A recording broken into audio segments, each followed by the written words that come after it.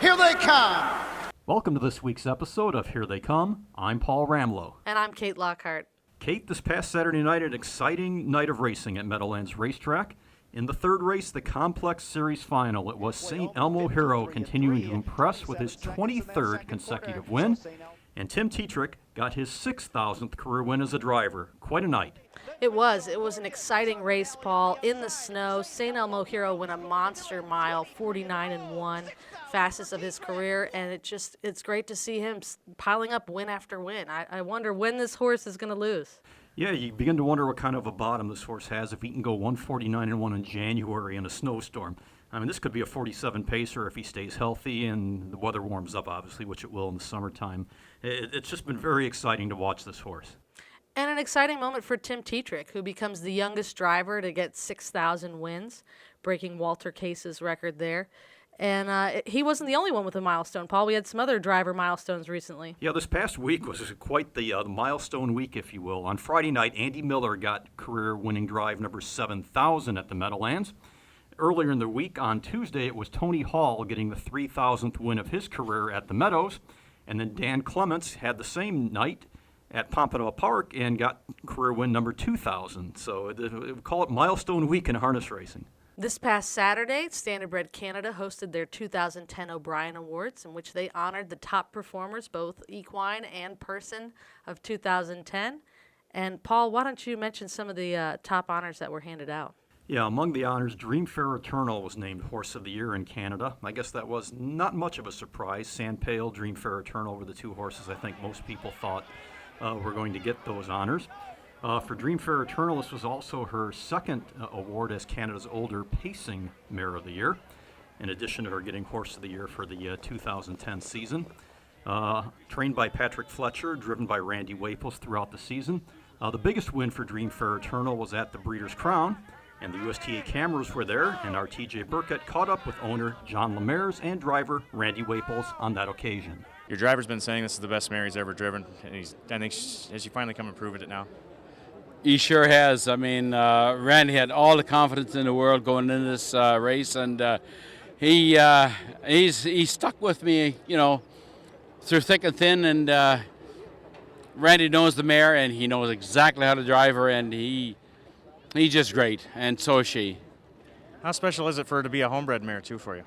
Oh, it's extremely gratifying because every day I look out my patio window and I see the mare there.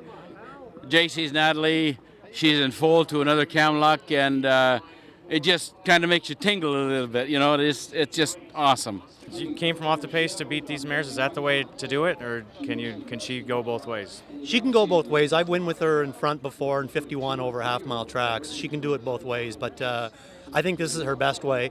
And, I have such high respect for these mares that she's in against that, you just can't take the chance of getting into a speed duel against these types of horses because they'll track you down. Simple as that. They're the best of the best. So, it's better that I, hope that they mix it up a little bit, and then she's got that big kick, and that's the way it worked out. Speaking of Randy Waples, Paul, Randy was named a 2010 Driver of the Year. It's the third time he's received this honor. And on the training side, Casey Coleman won her fourth O'Brien for Trainer of the Year. Yeah, she had a big season last year, training two of the O'Brien Award winners, 2-year-old pacing filly Idyllic and 3-year-old pacing filly Western Silk. Greg Gangle of the Woodbine Entertainment Group caught up with Casey after the awards, and she offered these comments. Idyllic, Pretty Catherine, Lucky Man. It was just an unbelievable season. We had a lot of power horses in the stable, and it made this come true. Okay, you set a big goal for next year, $10 million. You got nice 2-year-olds coming 3, Idyllic and Pretty Catherine. Obviously, Oh My Gosh, Hanover. Obviously, a nice bunch of yearlings. What can we expect to see? I'm hoping to hit my $10 million goal, besides the horses you all know that are coming back, with Silk coming back, Lucky Man, Idyllic, Pretty Catherine. Oh my gosh, I got horses that haven't raced yet. Better Than Cheddar, who's going to be a 3-year-old Manchester Hanover you haven't heard of yet. Filly named Catch Me Katie, 3-year-old. They're very, very top horses, I think and believe. My 2-year-olds are looking phenomenal right now, so I'm crossing my fingers and hoping for a huge season next year. Another top honor that was handed out on Saturday night was the 2010 O'Brien Award for Horsemanship, which was awarded to Rick Zeron. Yeah, Rick is one of the top trainer drivers in the sport, Kate. As a driver last year, he made 257 trips to the winner's circle and drove horses to $5.7 million in earnings. On the training side, he had 95 winners, and his trainees banked $1.7 million in earnings. So quite a 2010 season for Rick, and he caught up with Greg Gangle at the O'Brien Awards and had these comments. I've gotten away from the claiming ranks now. I've gotten back into the 2-year-olds and the 3-year-olds. And we come up with 2 big 2-year-old trotting fillies last year with Peach Martini and Lady Rainbow. So we also come up with a real good, this horse has been let out and nobody's really talked about him, was Brody Song, a real good 3-year-old, you know. And I think that he'll come back as a 4-year-old as an open pacer. And then I got my 2 girls coming back at 3. I got Lady Rainbow's brother coming back. He's a Muscles Yankee colt.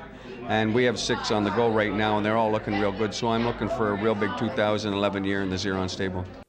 One of my favorite things to look for each year, Paul, are the experimental ratings that Stan Bergstein does for Hoof Beats magazine.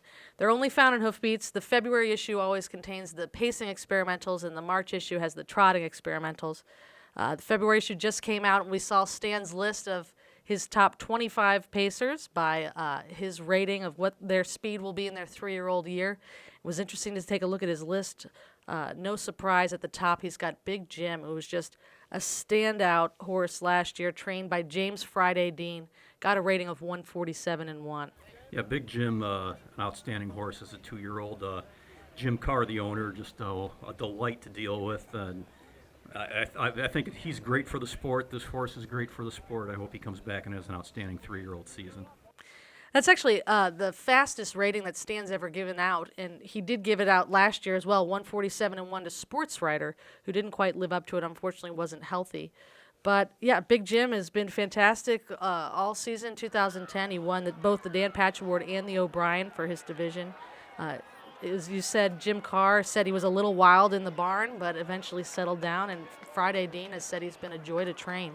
So they've got high hopes for the horse in 2011. If he can stay healthy, we'll see what he has to offer. There's some other pretty good horses, though, that made Stan's list, aren't there not, Kate? There are. Feel Like a Fool was number 2 on the list, and he's one. I've said it before on the show.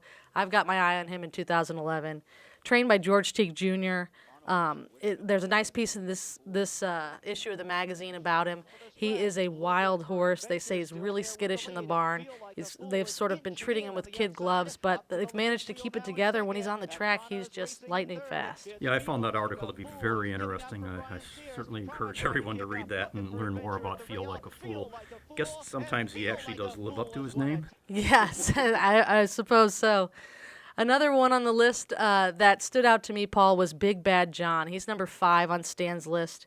He's trained by Ron Potter, had 7 wins and 9 starts in 2010, and took a mark of 150-4 down in Lexington. Yeah, I've been a big fan of Big Bad John ever since seeing him race at Delaware.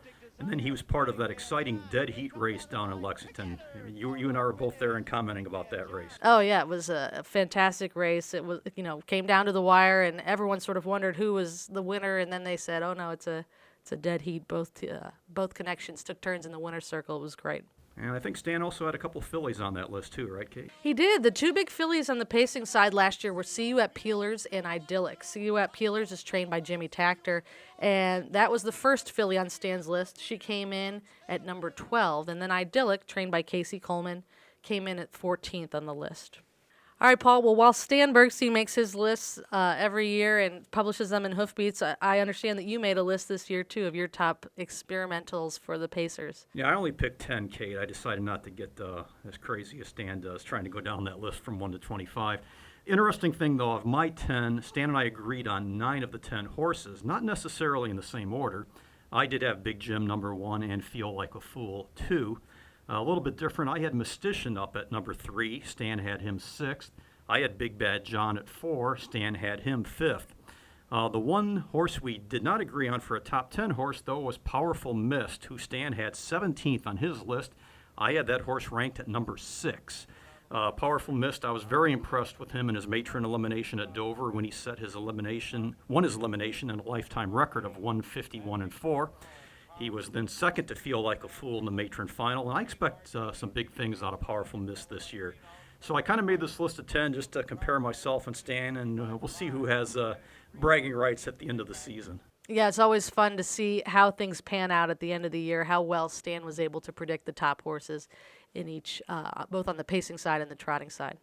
And we'll be talking about the trotting experimentals next month, and they'll come out in the March issue of Hoof Beats. Well, that wraps up another episode of Here They Come.